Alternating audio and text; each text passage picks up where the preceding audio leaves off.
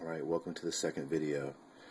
Alright, what I want you to see here, that laced into these passages of chapter 28 of Job's poetic description of the wisdom of God and the sons of men who are searching for that wisdom of God, we have interlaced within these passages ancient gold mining, ancient smelting, ancient metallurgy.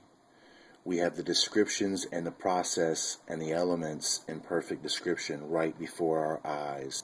Now let's break this down.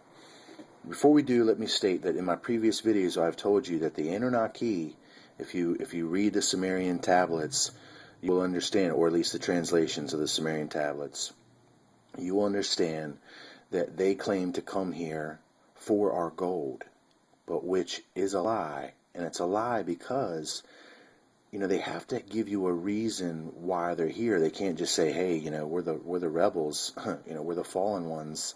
We're here to pretty much screw up the whole order of the world for the next 250,000 years. Now, they don't say that. What they are going to tell you is they're going to masquerade that there's some race from some other world that is responsible for our own creation. Well, they're not. But they are responsible for the havoc that we are experiencing to this day.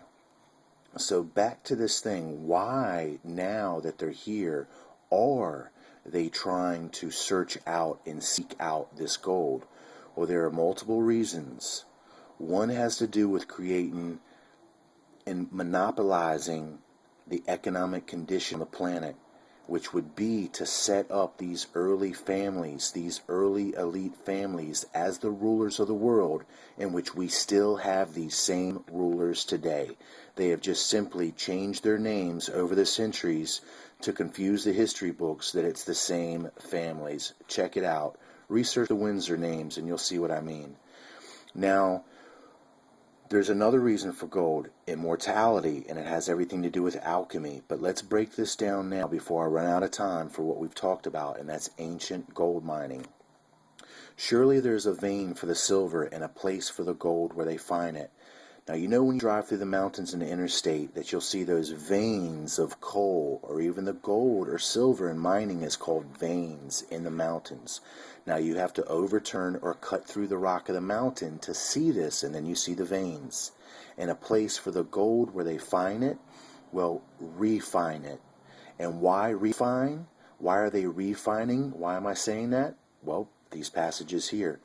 Iron is taken out of the earth, and brass is molten out of the stone. This is metallurgy. This is smelting.